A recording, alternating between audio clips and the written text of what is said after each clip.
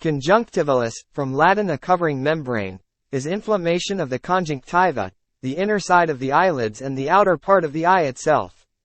Most commonly conjunctivitis is bilateral. The common causes are infections, viral or more commonly bacterial, and allergies. A stye or hordeolum, from Latin a small barleycorn, is a small, painful, pus-filled abscess in an eyelash follicle, caused by bacterial infection. It may involve any eyelash and may be confused with allergic reaction to chalazion. The latter does not usually occur at the lid margin. A stye is treated by pulling out the infected lash. A chalolion, from Greek a small tubercle, is a lump caused by blockage of the small glands, meibomian glands, which produce an oily secretion that coats the lid margin and directs the tears to the drainage system at the medial end of the eyelid. These glands are embedded in the tarsal plates, and may be seen on the under margin through the conjunctiva on everting the eyelids, particularly in the upper eyelids. The secretion is dammed up by an obstruction of the gland orifice on the lid margin.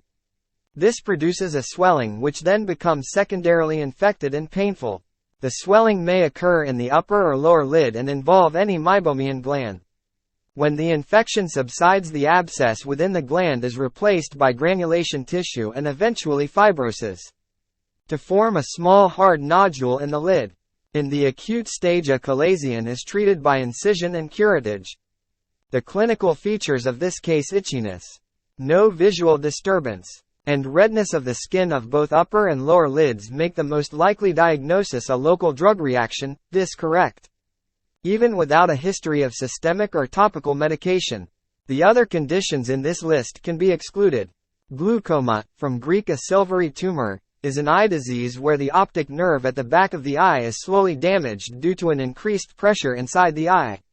The raised pressure usually results from a blockage of the circulation of aqueous humor or of its drainage.